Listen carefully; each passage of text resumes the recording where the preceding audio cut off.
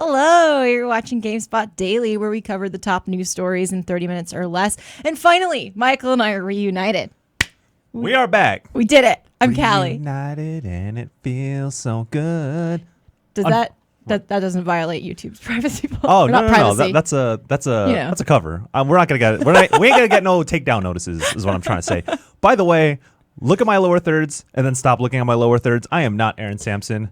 But he was here yesterday, which is why it says that. We're out of practice because it's been so long since we've done the show together. Yeah, vacations and press trips and busy work. You know how it is. You know how it goes. But we have a lot of news to cover today. We got obviously Far Cry. We got Ubisoft E3 stuff. Ubisoft. We have other secrets that we will let you wonder about until we get to them. Battlefield 1943. Ooh, I was watching Rob play that. We're gonna talk about that. It's really cute. Yeah. Rob is 1943 is. It's a game. It's a game, but Rob is very cute. Rob is adorable. So excited about it. Yeah. All right. So let's start. Okay. Ready? Yeah.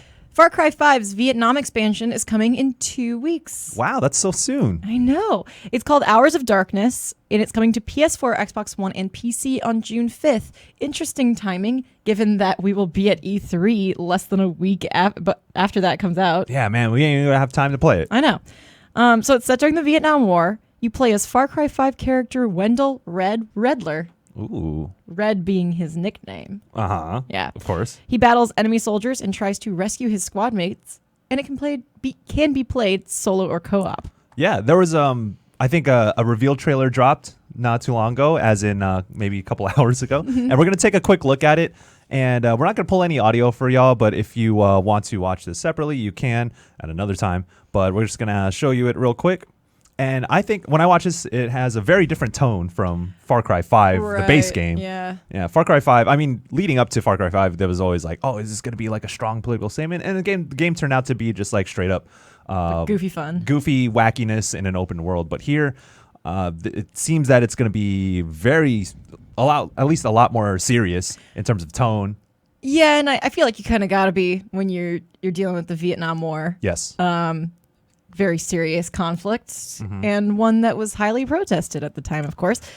So, yeah, lots of reasons to take it more seriously, I think. Yeah. I'm really curious as to how they're going to handle it. I know this is supposed to be kind of like a connection between the base game of Far Cry 5 because it is one of the characters. I guess they're past in here. Yeah. But yeah, if you watch the reveal trailer, you can see a little bit of that action going on. Very different from Far Cry 3 Blood Dragon, which was a very good spin-off. So cool. Yeah. I love Blood Dragon, but this does a complete 360. You would end up in the same place if you did that. Complete 180 from Blood Dragon as an offshoot of a Far Cry 5 or a Far Cry game, but it seems like pretty interesting. Yeah, and I'm sure it'll have the same bombastic action though that Far Cry 5 has. There's 2 new ways to replay the story when you finish it. There's survivor mode, which is more challenging with limited ammo, and then there's action movie mode, which gives you a generous amount of ammo. So that would imply the more bombastic version, right? All Far Cry 5 players will get Vietnam assets in Far Cry Arcade, regardless of whether or not you get the DLC. Cool. I think that helps with because you'll be playing other people's maps, you can't not. Right. It probably makes matchmaking easier, so that makes sense. If they gated those assets, that would be kind of weird, but they're not doing that. So. Yeah. Future expansions will also have free assets added to Arcade to go along with that. Hours of Darkness is $12 a la carte. It's included in the $30 season pass, and it's included in the $90 gold edition. So if you don't have the season pass or the gold edition, it's just $12. And on top of that, you're going to get the DLC soundtrack to it. And I know that like the Vietnam era kind of in the Hollywood sense, and then there's probably just Gimme Shelter 6 times. Yeah, a lot of old school, a lot of probably Jimi Hendrix in there. I know Jefferson Airplane maybe. Yes. Oh, Jefferson Airplane. Oh, I love Jefferson Airplane. But anyway. Yeah, that White Rabbit. Yeah. Yes. That's fire right there. 1960s, 1950s. You've seen movies. Yeah. That's going to be on Spotify. Yes. The DLC soundtrack will be on Spotify. I'm wondering how long this DLC is going to be, because if I have time to play it before E3 begins, you would. That I would want to just knock it out, right? Yeah. On top of that, there's 2 more expansions coming in the future. I'm also curious about those. There's a Lost on Mars, where you fight aliens on Mars, as you would, and Dead Living Zombies, where you fight zombies. So those ones, that's dope. I think their names are a little more on the nose than Hours of Darkness. Right. So, yeah. Yeah, this is cool. I am very curious as to how they handle it. I know that, I mean, at least for me in this day and age, if you're going to go back to the Vietnam War era, you would have to be, I would expect you to be a little bit more at least nuanced with your approach. So we'll see if Ubisoft can handle that with Hours of Darkness. But yeah, I'm excited to see what direction they take it with this DLC expansion pack. Yeah, I'm very excited because I haven't finished Far Cry 5 yet, so it's giving me an excuse to play it again. Okay. To ramp up to the DLC. So appreciate the DLC for doing that for me. That's what's up. Yeah. All right. Should we move on? We're sticking with Ubisoft as we move forward in the show. Ubisoft reveals its E3 lineup, except for any games that haven't already been announced. So, meaning the games that we know are happening, they outlined the games that are going to be at E3 out of those games. So Ubisoft said it will have, quote, new info and content to share on games like, you want to trade off? Sure. The Division 2. Beyond Good and Evil 2. For Honor. Skull and Bones. Starlink Battle for Atlas. And Transference. Yeah. Ooh, I don't know what Transference is about, but that'll be at E3, and Ubisoft will be showing it off. You'll find out what it's about. Sure will. Of the games that have been announced, Ubisoft made no mention of the new Avatar game that's being developed by Ubisoft Massive, which did The Division. Wait, Last Airbender Avatar or Blue Avatar? I think Blue Avatar. Oh, shit. Oh, man. Can you imagine if they did more Avatar The Last Airbender? Last Airbender open world game? Let's go, homie. Yeah, dude. Avatar The Last Airbender is still dope. The Crew 2 was not mentioned. Yeah. Though that comes out shortly after E3 anyway. So I played some Crew 2. You did? And, yeah, I did. But yeah, that's going to be out shortly after E3. So there's no, I mean, other than mentioning it or trying to promote it, there's nothing else really to show about the Crew 2 because everyone has their footage, their preview footage up out there. So yeah. So yeah, if you're curious about the Crew 2, you can check out that footage. And E3 is better spent on games that you don't see a lot of, like Beyond Good and Evil 2, which we've only had this trailer. Yes. Okay, but during a recent earnings report, Ubisoft said it had plans to announce a new AAA game next month. Next month as in June, and E3 is in June. So this might be the marquee thing that they're showing off during their press conference, I would imagine. But this unannounced AAA game is set to release in this fiscal year. So that would mean at the latest of March? Yeah, March 31st, 2019 is the end of the fiscal year. Yes. We don't have any information on what it is, but you know who does? Walmart Canada. Canadian Walmart out there leaking the whole damn thing. So one of the Walmart Canada leaks was a Splinter Cell game. Ooh. Of course, so one of them was Rage. Rage was real. Doesn't mean all of the ones they had on there were real. Rage is to always be clear. The Rage is always real. Doesn't mean all of those are real things, but Splinter Cell would be a good guess given the Ghost Recon Wildlands. You don't bring Michael Ironside into the booth for nothing. You don't. You go, hey, while you're recording the new Splinter Cell game, can you come over here and record this? So there's reason to believe that a new Splinter Cell will be part of Ubisoft's E3, but of course, who knows? That's what we're betting on. Yeah. It could, to be fair, it could be a new Watch Dogs. It could be a new Assassin's Creed. Could be a brand new IP. Could be something else entirely. Watch Dogs I can see. Well, it's been 2016, so it's going to be 2 years since the release of Watch Dogs 2. So they might see that. That'd be cool. Yeah. Assassin's Creed. I don't know about Assassin's Creed, dude. That Origins just came out in 2017. Right. That was a big ass game. I don't know if I want to chew on that again, like that scale of a game again. But who knows? It's like I only have so much time in my day. I will be. At this point, I'll be disappointed if it's not Splinter Cell because I put so much stock in it being Splinter Cell after the Ghost Recon Wildlands. What was it, DLC or like an event? Yeah, it was. Yeah, I think it was a little bit of both. Yeah. So after that, I was like, okay. We're almost like accepted it as fact over here. We're like, man, we're playing like old Splinter Cell and stuff. Not fact. It's not fact though, but we have in our minds, in our head canon, in our own lore, Splinter Cell is real, man. Ubisoft's E3 briefing is scheduled for 1 p.m. Pacific on Monday, June 11th. That's a Monday, right? And hey.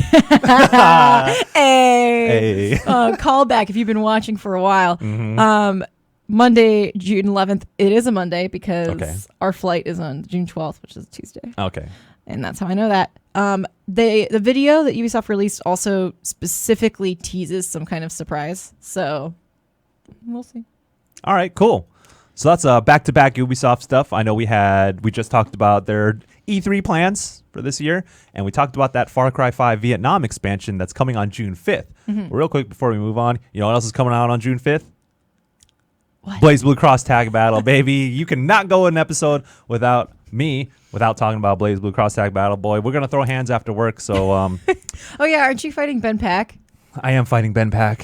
He said he's got the full game, so I assume that he's been practicing, so I'm really scared. Yeah, you got to be careful. I know. I whooped him the first time because he had never played the game. Of course, Giant Bomb's Ben Pack. Yes. Yeah. He puts the Giant in Giant Bomb. Is what I'm trying to say. Indeed. Oh, man. June 5th. Yes. Okay, anyway. Okay. We're going to do... Speaking of games releasing, this is something that's out now. Oh, is it? Following Battlefield 5's reveal, Battlefield 1943 is now available on the Xbox One through backwards compatibility. So it's now backwards compatible. It originally released in 2009 on the 360 and PS3. It was digital only, and a PC version was in the works before getting canceled to focus on Battlefield 3. So if you never got a chance to play it, maybe at the time, it's now on Xbox One. Yeah, and we were playing it yesterday. I know Rob Handlery, our expert in all things flight sim or flying in general, and he's a big fan of Battlefield games. He popped the game back into the Xbox One X, played a little bit, captured some footage, and we got some of that for you. Are you gonna pull up the video review? I was just saying. The review show. Oh my god, the quality though. Yeah, no, that's what I'm saying. Hold on. All right. No, okay. Max is 720p. Even if it is 720p. Anyway, we're trying to pull up some B-roll so y'all can see what Battlefield 1943 was all about. The review has, I think, a greater variety of combat. Oh, yes, it does. Rob just did aerial combat because he loves planes. He loves his planes. Yeah. So, yeah, did you talk about how it's a much smaller, bite-sized version of Battlefield? I did not, but I can. So it's a much smaller, almost bite-sized version of Battlefield game set in the Pacific Theater of World War II. And I feel weird saying this, but I think it's not a very common theater anymore in World War II games. You get a lot of European front. So Pacific Theater, I don't know. I don't want to say I like the Pacific Theater. I think that's a weird thing to say about World War II, but right. I am interested in it and media that explores it. Right, so. Exactly. But I mean, this is specifically about, or not about it, but all the maps take place in the Pacific Theater. So that's what you get. You got two game types. You get your typical conquest mode, which is still a dope mode. You get air superiority. There's 4 maps: Wake Island, Guadalcanal, Iwo Jima, and Coral Sea. And Coral Sea was unlocked after players reached a collective kill count of 43. That's really weird. Million. Yeah. Hey, everyone got 43 million kills. Hey, here's this 4th map. You know, because it's 1943. Hey. That's a reach. There's also 3 classes: Rifleman, Scout, and Infantry, and 2 factions: the United States Marine Corps and the Imperial Japanese Navy, obviously. 24 players max, 12 per side. Yeah. So that's fine. Like we said, bite-sized. Kind of just captures one sort of side to things. Yeah. This wasn't like a full-on Battlefield game. I know last time we were in World War II, it was a long-ass time ago, it was Battlefield 1942, which was one of the very first PC games that I ever played. Really? Actually, yeah, Battlefield 1942, man. I used to watch G4, and they did guides and stuff on Battlefield 1942, and I was like, bruh, that game is tight. Because you could have 64 players. And I was only a console player. I was like, I play 1v1 with my brother. That's same. It. So I'll be playing Unreal Championship on Xbox against my friend who come over after school. We can do 1v1 in Unreal. What the hell is that? Now I'm playing 64 player maps. That was wild to me. And that was 1942. I was super into military history, and that was the perfect game for me at the time. So if you want to go back to that, you should do that. But for now, or right now, you can get Battlefield 1943 back compat on Xbox One. You can indeed. The last couple details, there's 2 weapons in each category. So there's semi-automatic rifles, SMGs, snipers, etc. 1 for each faction, and there's 4 vehicles per faction. So if you already own it, you can just find it and install it from the ready to download area of the My Games and Apps section on Xbox. And it's also for sale through the Xbox Store for $10 US. It's also now in the EA Access Vault, which you can access through a paid subscription. It's $5 US a month or $30 per year. Yeah, that's pretty cool. It's not that expensive. If you want to have a little fun, throwback right there, throw them $10. You can play this game. There's still a lot of people playing it because Jean-Luc, Ben and Rob were all playing it yesterday, and they were getting into matches, and they were having quite a bit of fun there. Yeah, it was cute. I could hear the planes from my desk. Yeah, Rob's just like a little kid, like, oh my gosh, I'm flying a plane. I know, it was precious. Yeah, so you should hop on that if you can, or if you want to.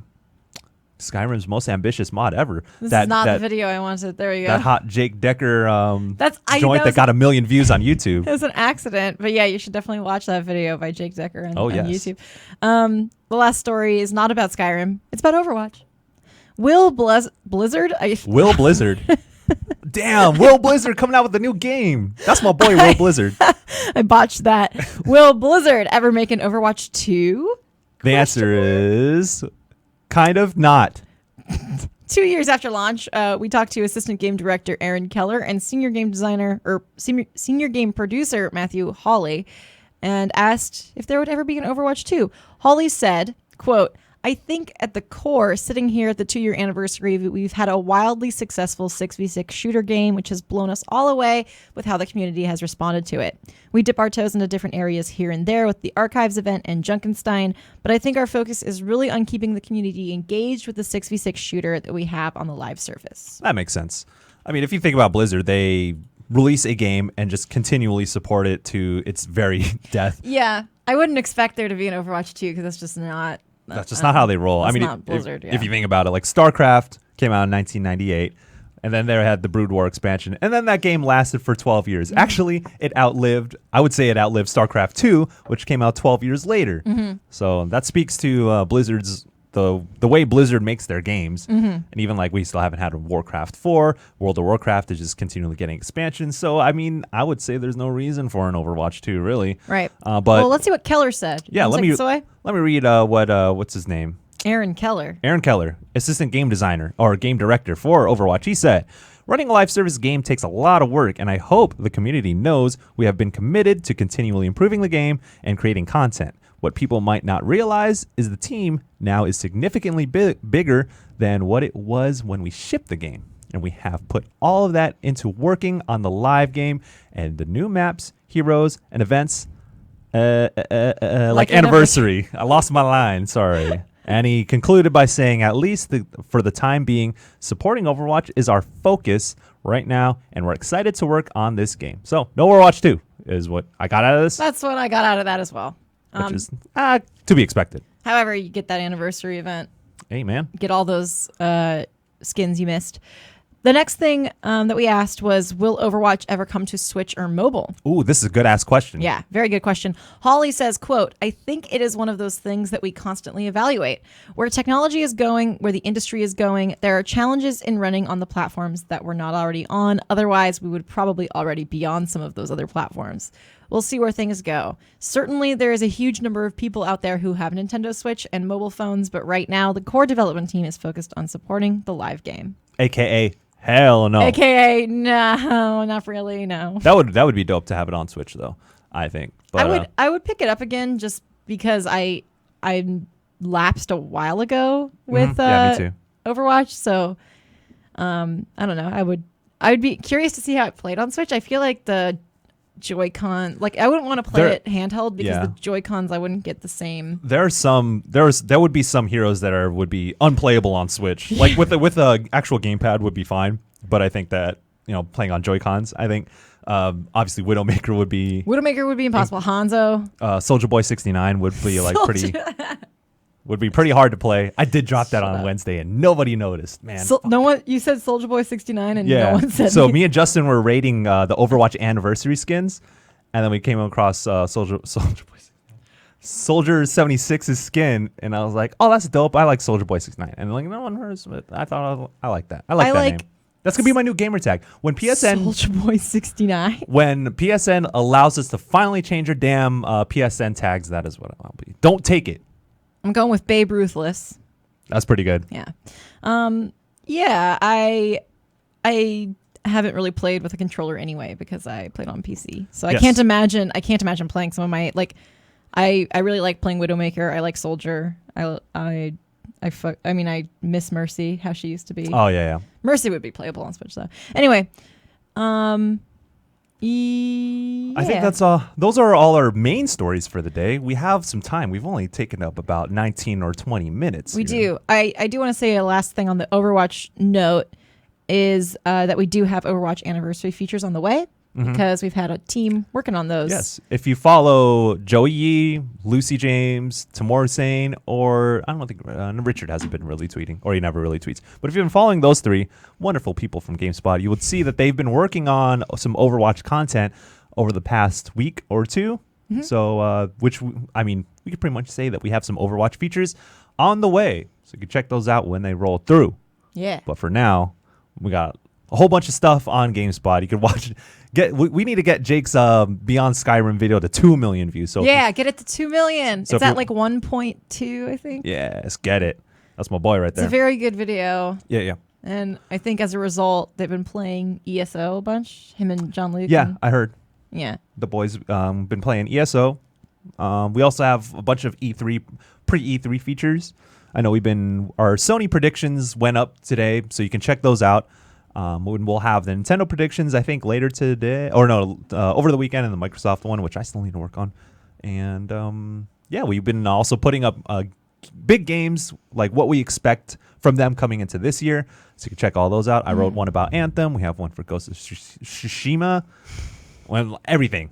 Death Stranding. You name it. We got our predictions. We do. We got predictions. We got biggest games of E3, just so you can get an overview of what we're looking at going in. Yeah. I did a recap. We did recaps of all of last year's big E3 stuff. So I did the Nintendo one just to go over what Nintendo talked about last year and how they lived up to that and what's left for this year. Yeah. Sorry, that was a very convoluted way of me plugging all of our content. But anyway, search the site because it's a good website. Yeah, you can just go into your browser and go GameSpot. Don't say stop. GameSpot. Not GameStop.com. Have you ever, I think the funniest one that I do sometimes on accident is Game Post. I'll be writing so fast that I just mess up the end and I'll write Game Post. That's never happened to me. So it was funny on Wednesday. I was talking about something with Justin, and then the $200 controller, and I was like, oh yeah, you can pre-order it on GameSpot. I'm like, what? No, don't do that. We don't sell things here at GameSpot, or at least we don't. Maybe I do. Hit me up. Oh my god! I'm just kidding. I don't do that. That's bad. Don't do bad shit. You know what we could do is, first we got to congratulate you once again on getting that sweet money. Getting full time. Yeah, money. I can get those $200 controllers now, baby. Yeah. And also, I think we wanted to take the time to thank some people who have consistently been watching the show. Oh, yeah. Because we have been checking out the comments. We don't always respond to them live or anything, but we do read them. And we just want to thank a couple people. So I want to start with Brad Ward, always on Twitter, watching the show. Brad Ward, we got love for you, man. Yeah. We see you. MVP. See you. MVP right there. Yeah. Well, we have several MVPs. Yeah. This is the MVP. This is the Hall of Fame. Yeah. GameSpot Daily Hall of Fame, 2 months in. Also, Goob, you know who you are. Goob Shoe Riot is always chilling with us in the Twitch chat. We thank him. Errol Moss. Hey, Errol's from my hometown. He's from San Diego. He represents. So, Errol, we love and appreciate you, dog. Yeah. Keith Richards, Liver 420. You have the best name I've ever read in my life. If that's not your PSN tag, I'm taking it when we get to change it. Yeah. Bob Jones? Bob Jones? Yes. That's the next one I was going to do. Hey, Bob Jones. And then I feel like we're missing some people in the Twitch. Obviously, Ben Janka for always being the Twitch chat. Ben Jankazooey. Philanthropy. Yeah, that I still am not over that. Ben Jankazooey. Yeah, Ben Jankazooey. You said that to me like 2 days ago, and I haven't recovered. Yeah, I came up with that. So I came home, I was like faded as fuck. And I came home at like 2 o'clock in the morning. And then I was in my kitchen, like, I don't know, I was making toast or something. I was faded. I don't know what the hell I was doing. But anyway, I was on my phone and it just popped into my head. I don't know why I thought about it. I was thinking about Banjo-Kazooie, that's why. And I was like, wait, that sounds familiar. It sounds like Ben Janka. So I went on Slack on my phone at 2 a.m. in the morning and then texted the Crime Boys Slack channel, which is me, Matt Espinelli, Jean-Luc, and Ben Janka. And I was like, I said Ben Jankazooie at 2 a.m. in the morning. And then Ben's like, wow, that's good. But why are you doing this at 2 a.m.? Because like, why else? What other time would I be doing this? Because I love my boys. That's why. And I also wanted to shout out Terrence Pryor, who watches on YouTube and has been always commenting on stuff since I was on IGN Anime Club way back in the day. Hey, shout out to Terrence Pryor. I think Terrence Pryor is the one who has a Chie jacket too. would expect that. He has the green track jacket with the yellow stripes. I see you, man. Hook me up with one, please. Yeah. And then we could thank some of our crew, too. Yes. In addition to Ben Jenkins. We like to thank the crew, too. No, that's not. That has nothing to do with this show. Yeah. That was a joke. We are not sponsored by the crew, too. Want to thank, obviously, Ben Janka and Ryan Schubert for being in the YouTube chat. Policing your asses. Y'all be too wild in the YouTube chat, all right? Sometimes it's good, but sometimes y'all need to calm your asses down. But regardless, we love you. Yeah. Matt Padgett, obviously, for just being like a superstar and also actually being Vegeta. Okay. Vegeta. What? I saw Vegeta. I'm like, that's not how you say fajita. Anyway, Matt Padgett, we love you, dog. Tony Wilson, who's getting those notes and thumbnails. Always on top of this. I was gonna say, well, he's always on top of his shit for us at least. Oh man, it's Friday. We forgot to do bagel reviews too. We didn't do I had a bagel with cream cheese today. So that was cool. Dope. Yeah. Emily Conti, who taught me all about lighting and good lighting, and it made me feel better about how sometimes I look really like goblin-y on camera. Yeah, the thing I appreciate about Emily is that she's willing to tell you when you ugly as fuck. I know. She's like, this lighting is really bad. You look like a goblin. No, she's never said that, but I say, oh, yes, I probably look like a swamp lady. So, yeah. Oh, we want to thank the Twitch crowd. I know we gave specific names out for those who are in the Twitch chat, but someone just said, was it Captain Smug said, what about the rest of us in the Twitch chat? Well, we love you. We love you because Twitch, the Twitch chat. So we read the Twitch chat and the YouTube chat after the show, and the Twitch chat we go, it's all friends. It's all our friends. It's all friends. So YouTube chat's usually funny. It's usually like, I like gaming, and we're like, what? It's good. We love all that. We have a lot of fun. We have a lot of fun. We love all that. Yeah. Did we thank Eric Tay? We didn't. Thank you, Eric Tay. We did not do that. Thanks, man. Yeah. And, thank you for being you. Thank you for being you. Oh, snap. I've missed you. Yeah. Yeah. So this is the first time me and Callie have been on the show in about almost 2 weeks, right? Maybe. It's been a while. And then we will both be gone. Oh, right. So you're gone Tuesday through Thursday. I'm gone all week next week. So next week you're going to have surprise guests. We actually don't even know who's going to be on the damn show. We don't know. It'll be fun. It'll be GameSpot Daily Roulette, and you'll never know what you're going to get. That's good. And it's going to be awesome and fun. Yeah. I'm trying to get Tam and Lucy to get on the show because they will be here for us, kicking it with us before E3. So if Tam and Lucy, if y'all see this, hop on the show. Trust me, it's a lot of fun, I guess. Keith Richards Liver 420 says I don't look swampy, which I just love that as a sentence, and thank you. I see. The thing we got to thank Emily for is she made this beautiful set where I don't look swampy. I don't look like the Grendel from Beowulf. Oh man, she makes sure that like sometimes if there's really bad lighting, all you can see is my teeth because I got like big ass shiny teeth and like my skin's darker than most people. And but she makes sure that you can actually see my eyeballs. Yeah, she's very good at being like, Callie, what's your hair doing? Because Emily's the best. Emily's great. Yeah. And wow, we've really stretched the show from 20 minutes to 28 minutes. We spent 8 minutes talking about people we like. Dude, hey, honestly, like we need to spend more time thanking the people that make this stuff possible. Yeah. So, I'm willing to take 80 minutes. I'm willing to have a whole damn show about how much we love these people supporting us. So yeah, it's Thankful Friday. It's Thankful Fridays. I'm gonna look up what the live stream is today. Okay, and all right, and I want to thank the person whoever picks up our bagels in the morning on Fridays. Thank you for doing that. I think today is Dauntless. Is it Dauntless? I don't know, but I think that's what it says in here. It says too late ? Well, here's another cool game you can play is refresh the page if you're watching live at 11:30 a.m. PT. Somebody will be streaming a game, and you'll find out what it is. Yes, right after this, we got people streaming. I was going to say it's going to be Eric Tay, but you never know because he's always swapping people around for live streams. And he's so like skillful that he's just needed in all aspects of our work. So who knows if he has time, But I know you have time to watch our live stream right after we shut the show down.